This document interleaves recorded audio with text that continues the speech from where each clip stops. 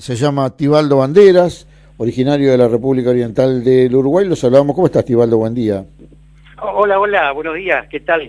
Bueno, bien, un gusto de saludarte. Gracias por hacernos un ratito en la mañana y conversar acerca de esta cuestión que nosotros estamos viendo con mucha preocupación, la inclinación a sostenerse malamente, diríamos, del gobierno nacional por parte de las Fuerzas Armadas, cosa que en su momento hizo Juan María Bordaberry, que fue elegido democráticamente y terminó siendo un dictador apoyado por las Fuerzas Armadas, y finalmente las Fuerzas Armadas lo patearon y quedaron ellos, ¿no?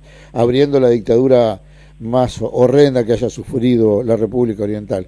Como oriental, precisamente, ¿qué recuerdo tenés de eso y sobre todo qué consecuencias podés contar que ha tenido esa etapa en la República Oriental? Sí, mirá, hace 44, 45 años atrás, a esta fecha, porque fue el 27 de junio. Exactamente. Estábamos con la dictadura fresquita, recién salida del horno. Y un poco como vos lo describiste, empezó las situaciones que me están pasando en este momento en la Argentina, me recuerda mucho y me hace hacer un paralelismo por ahí. Es decir, no haciéndole caso, no cumpliendo con las leyes, no haciendo las cuestiones por decreto o llevándose para arriba al Parlamento, como fue lo que pasó. Se llevaron puesto la Cámara de Diputados, la Cámara de Senadores, comenzaron por disolverlas, y acá hay hechos y acciones que me hacen acordar a ese momento.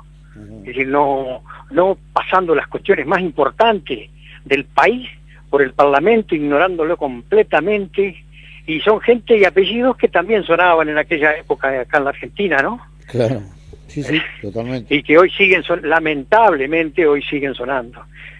Y tienen un gran poder de convencimiento, porque tienen todos los medios a favor, porque hay metodología que han sido recurrentes en todas las épocas, es decir, de que se robaron todo, de que hicieron lo que hicieron, pero eso ya le pasó también acá en la Argentina, le pasó a Irigoyen, le pasó a Perón, le pasó a Ilia también. Alfonsín, ni que hablar, a todo, el gran caballito de batalla se robaron todo. Entonces, allá en Uruguay empezaron así, pasándose el Parlamento por arriba hasta llegar a disolverlo. Bordaberry en definitiva fue la puerta para que lleguen los militares, y al final era más dictador que los militares al principio, porque los militares lo corrieron engotado porque habían suspendido las actividades, los militares habían suspendido las actividades de los partidos, y Bordaberry quería que lo hicieran desaparecer. Entonces en esa pelea y entre otras cosas lo corrieron engotado, que en definitiva era el objetivo final, y quedaron también, fue una dictadura cívico-militar, y hubo desaparecidos, hubo presos, torturados, exiliados. Y aquel plan Cóndor que, por ejemplo, así como hubo asesinatos en la Argentina de militares y emergentes chilenos, en el Uruguay de argentinos, la nieta de Juan Gelman, que, bueno, Juan pudo venir a la Argentina, pero mataron a su nieta, digamos, realmente un tema muy, muy complicado, que debemos estar muy alerta, me parece. Pero además, es decir, recuerdo que en rutas uruguayas, aparecieron cadáveres que habían sido, es decir, la característica presentada era que habían sido tirados desde arriba, y aparecieron en las rutas uruguayas, que eran los que lanzaban desde aviones, desde cadáveres, compañeros de acá de la Argentina. Y en la costa uruguaya aparecieron un montón de cadáveres, ¿sí?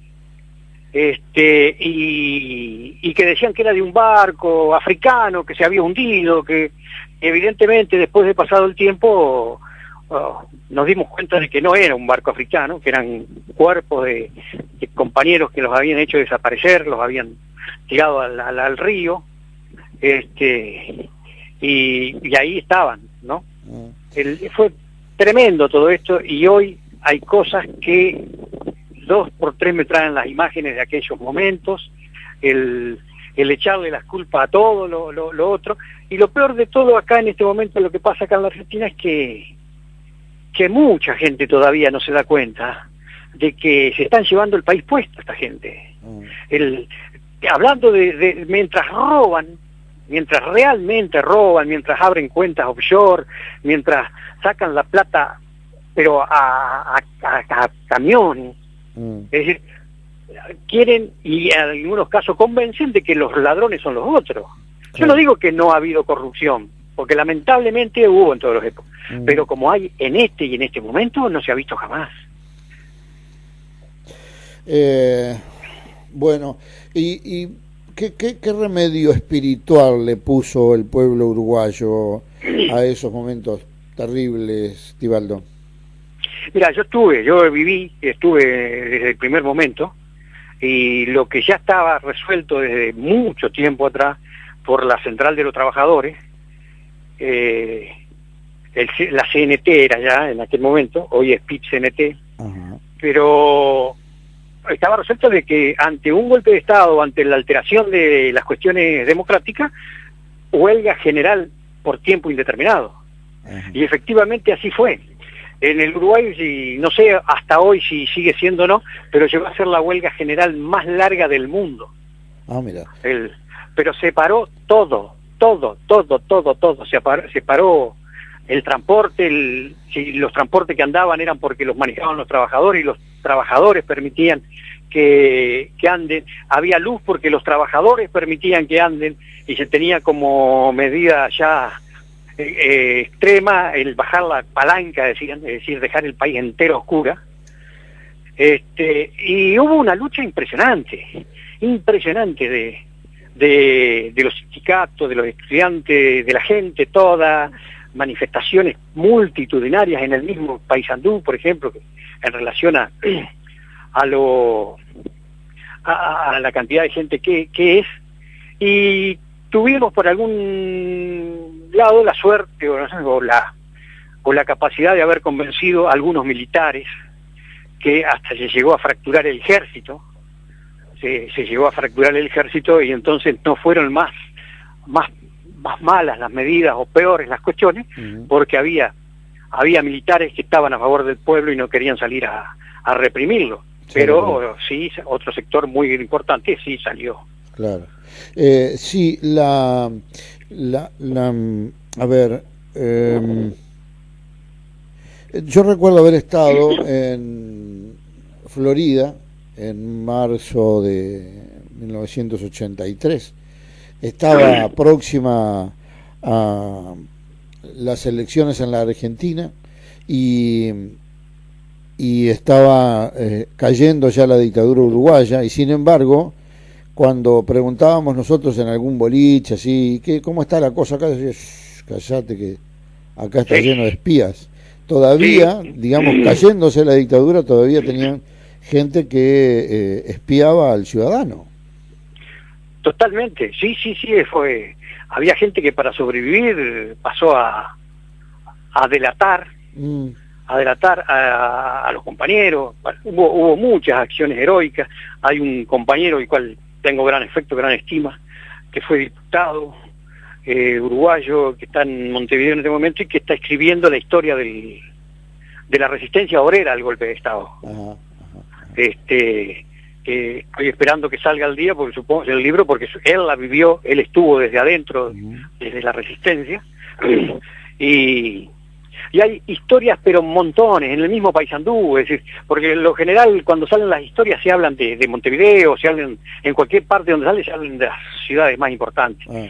Y lo que pasó en el interior fue fabuloso, la resistencia que tuvo el golpe de Estado, y que no pudo en ningún momento consolidarse como pretendieron. Sí, obviamente que se consolidaron, pero no como pretendieron, ¿no? Claro. Tibaldo, bueno, muchas gracias por estos minutitos que nos ha prestado para entender qué pasó en el Uruguay, por qué hablamos de bordaberrización y por qué estamos convencidos de que tenemos que ponerle un remedio democrático urgente a esta situación del país para que no nos golpeen otra vez. Sí, y pasó también que hubo no solo la gente de Bordaberry, tuvo aliados en el partido de blanco, digamos, Sí, sí. Blanco y Colorado, Sí, sí. se unieron también muchos, como también se unieron en las bases para oponerse. Es decir, así que nosotros pasó que a través de la unidad de todos los sectores se pudo ir con el tiempo sumándose a la resistencia y procurando voltearlo a esta gente. Y Bordaberry, bueno, tuvimos acá con señor Iguay, tuvo el privilegio de que uno de los hijos de este señor viva acá, ¿no? ¿Ah, Que sí? piensa igual que el padre, además. Que No es está, porque lo diga yo, sino porque lo manifiesta y milita. ¿está viviendo acá?